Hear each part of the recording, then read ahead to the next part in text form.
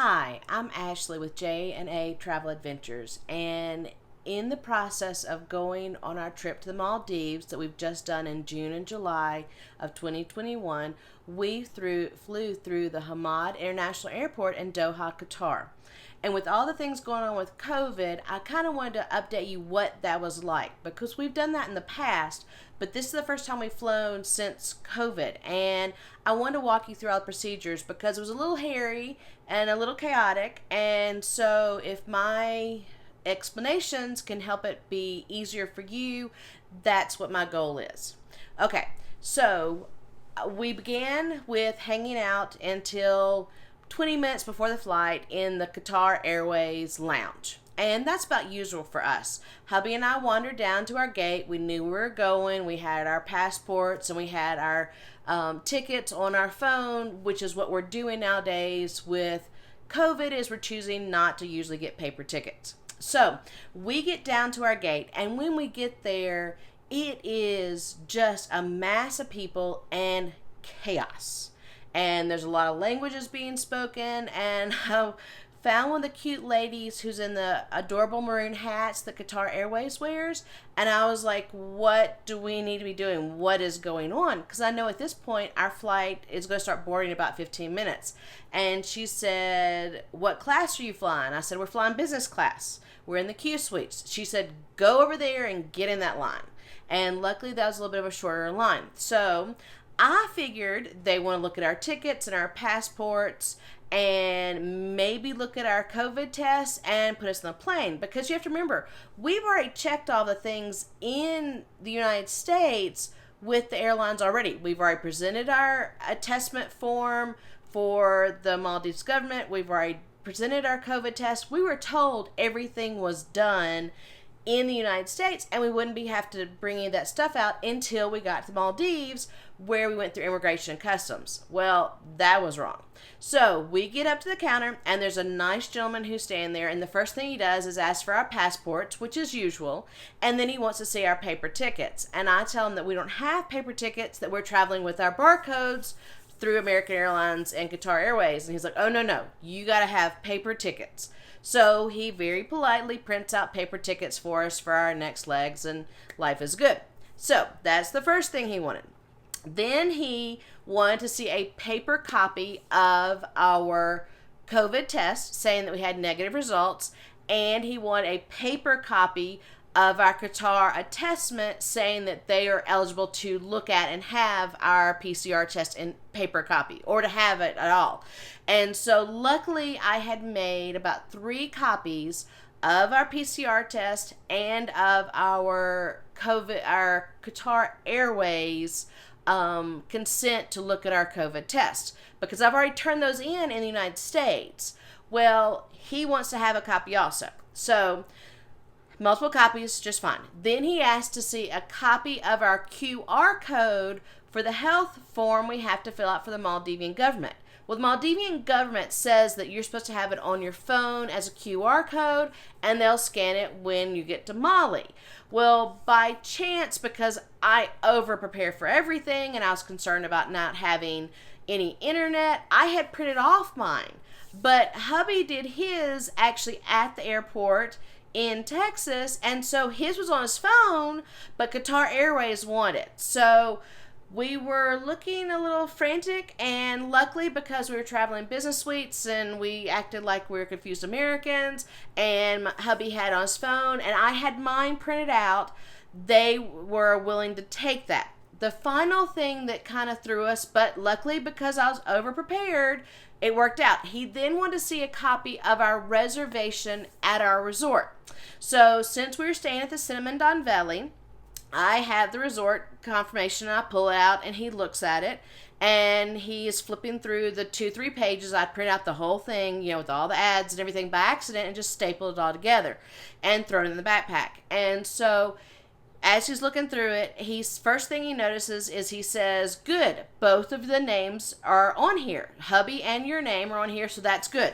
He said the problem is that it's only for the first week, which is what our trip was. We did 1 week at Simondon Valley, and then we did 1 week on the scuba spa live aboard diving.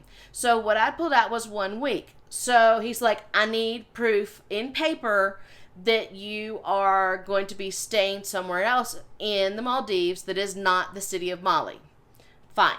So I pull out, I have a copy because the scuba spa had sent me a copy of our confirmation, and it told us where we were going to be meeting somebody in the Mali airport.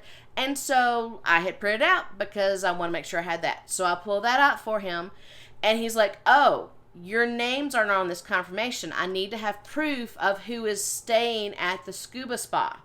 And so I go digging through some other emails I had printed off and found one that showed that it was hubby and I on the scuba spa. And so I put those two pieces of paper together. I said, is this okay? And he sighed and said, yes, because it's all connected together, I will take it. So the big thing to catch is paper, paper, paper. I know that's totally against what we usually do right now, but he had to have it in paper. And I was watching people off to the side who were pulling up emails on their phone and wherever else, and they were almost in tears because they were adamant they were not going to let us on the plane unless they had paper copies of all these things to look at.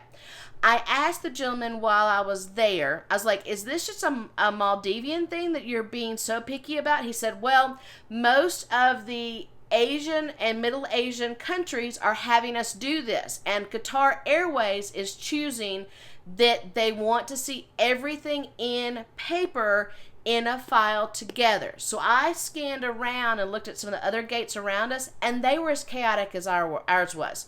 So if you're going to be flying through the Hamad airport in Doha, Qatar, which is really the best way right now to get to Middle Asia or Asia right now, is to make sure you have everything in multiple copies in paper.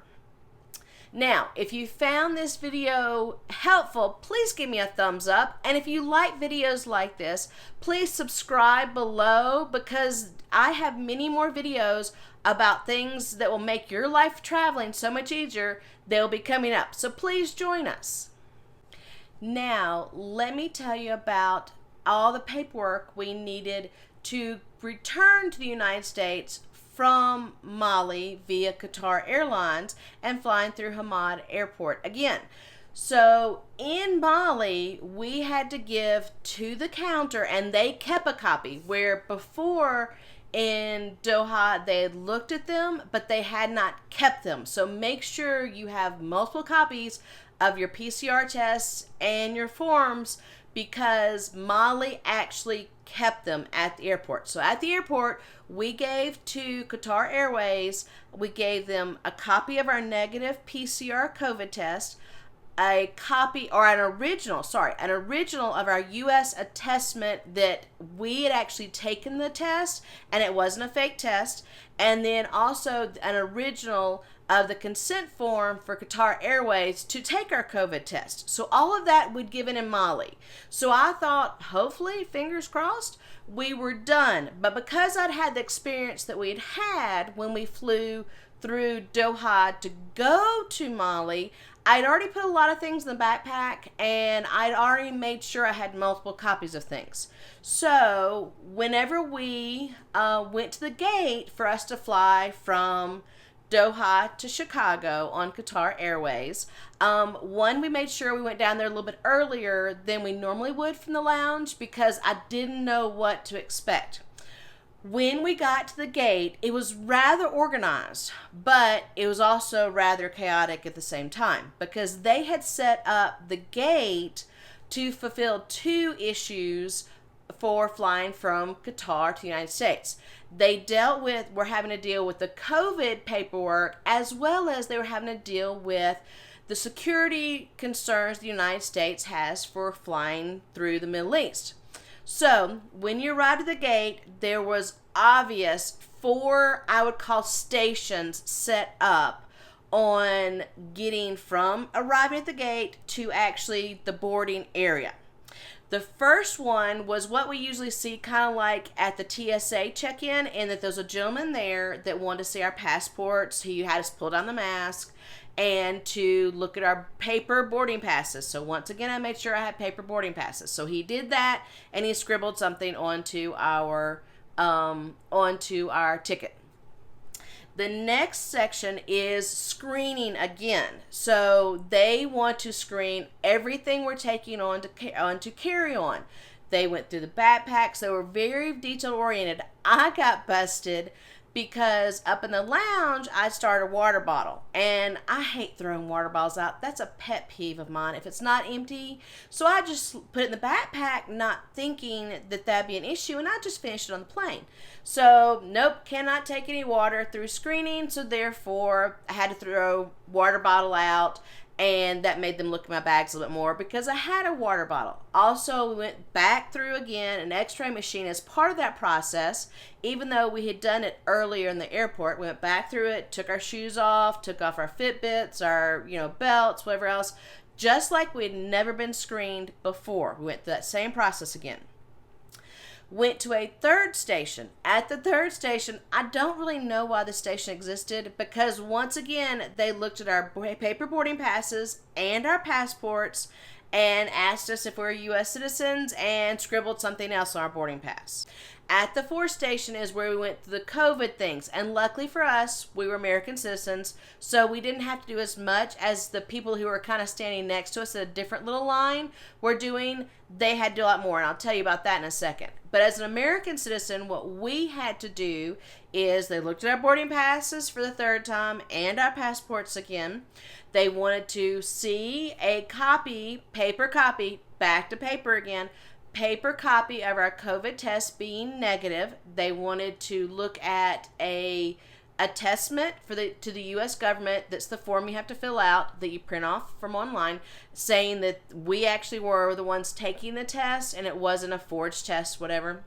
And they want to see again the Qatar Airways consent that they could look at our PCR stuff. The only thing they kept was the U.S. attestment saying that we actually had an original test and that it wasn't a fake. I was a little bit nervous because when we had printed off had printed off in Mali our negative PCR test, we only could get 2 copies.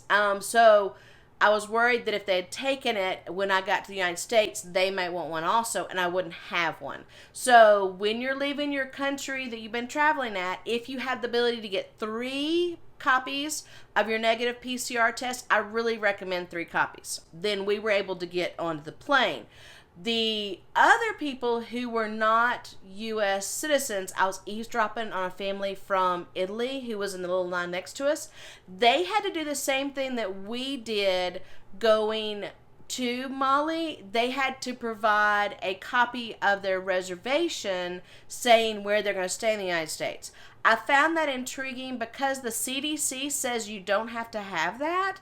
But I guess Qatar Airways, if you were traveling as a non-citizen to a country, has just decided they're going to check everything as far as where you're going to stay and your PCRs, things like that. The big thing I want you to hear about for traveling through the Hamad International Airport in Qatar is paper, paper, paper. And not only a paper, multiple copies. So hopefully this video will help you out and that you'll have all your data in order and it will make it so much easier for you to fly.